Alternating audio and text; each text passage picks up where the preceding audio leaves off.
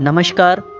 अर्जुन जी ने भगवान श्री कृष्ण से कहा, हे केशव, तो फिर मैं ज्ञान योग के मार्ग पर ही क्यों ना चलूं?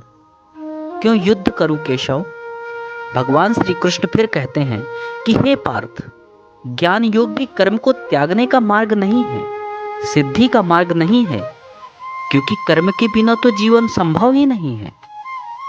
आंखें हैं तो वे अवश्य देखेंगी, पलकें हैं तो वे अवश्य झपकेंगी, कान हैं तो वह अवश्य सुनेंगे। जो कर्मेंद्रियों के आड़े आए, जो उन्हें बलपूर्वक रोककर उनका दमन करके विषयों का चिंतन करे, वह योगी नहीं, वह ज्ञानी नहीं, वह तो मिथ्याचारी है।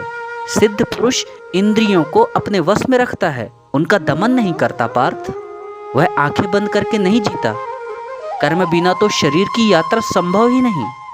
व्यक्ति सांस तो लेगा ही ना पार्थ।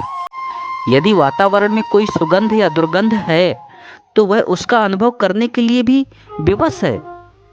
यदि उसके पास कोई ध्वनि है, नाद है, कोलाहल है, तो उसको सुनने के लिए उसके कान उसके आदेश की प्रतीक्षा तो नहीं करेंगे ना।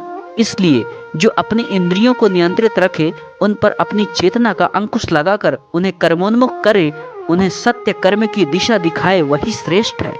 वह अपने विकल्पों को समझता है पार्थ, अपनी संकल्प शक्ति का प्रयोग करता है, अपने आत्मविश्वास को बढ़ाता है। और हे पार्थ, अपने नियत कर्म करना कुछ ना करने से अच्छा है। अब यह भी ठीक है पार्थ कि आंखें देखती हैं, किंतु वे क्या देखें और क्या ना देखें, इसका निर्णय तो ज्ञानी स्वयं ही लेता है। वह आंखों को देखने की, कर्णों को सुनने की और पैरों को चलने की खुली छूट नहीं देता। विकल्प के इसी मोड़ पर तो ज्ञानी और अज्ञानी के अंतर का भेद खुलता है पार्थ। इसलिए संकोच को दूर करो, अपने अंदर के डर को निकालकर फेंक दो, दुविधा में मत पड़ो और युद्ध करो। क्योंकि कर्म तो आवश्यक है, उसके बिना तो शरीर का निर्वाह संभव ही नहीं। किंतु हे पार्थ, ज्ञानी पुरुष की भांति कर्म करो, ज्ञानी पुरुष की भांति।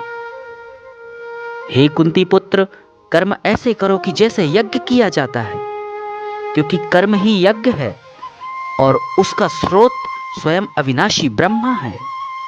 इसलिए कर्म का मार्ग सीधा ब्रह्मा तक जाता है।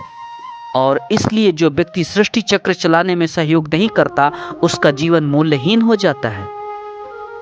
तुम इस मूल्यहीनता की ओर ना जाओ पार्थ, ना जाओ। जो व्यक्ति केवल अपनी समस्याओं के विषय में सोचता है, वह तो पापी है। इसलिए तुम इस मोह जाल से निकलकर अपने कर्तव्यों को पहचानो पार्थ और उनका पालन करो। हे पार्थ, कर्म फल की इच्छा ही मार्ग में बाधा है। कर्म फल की इच्छा ही तो व्यक्ति के गले में बंधा हुआ वह पत्थर है, जो उसे स्वयं ही तहों से ऊपर उठने ही नहीं देता। यही तो व्यक्ति को समाज से काट देता है और उसे व्यक्तिगत लाभ और व्यक्तिगत हानि की दलदल में धकेल देता है। समाज तुम में नहीं है पार्थ, तुम समाज में हो। इसलिए लोक संग्रह और लोक कल्याण ही को अपना परम कर्तव्य मानो, क्योंकि जो समाज के लिए कल्याणकारी होगा, वही तुम्हारे लिए भी कल्याणकारी होगा। जो कर्म लोक संग्रह के लिए होगा पार्थ, उसी के द्वारा तुम्हें सिद्धि प्राप्त होगी। व्यक्तिगत लाभ से तो पाप की गली निकलती है, क्योंकि वह तो व्यक्ति को भटका देता है। हे पार्थ, तुम यह भी ना भूलो कि तुम एक श्रेष्ठ व्यक्ति हो, एक महान पुरुष हो, और लोग तुम्हें दृष्टांत मानकर तुम्हारे पीछे पीछे काम और स्वार्थ के मार्ग पर चल पड़ेंगे।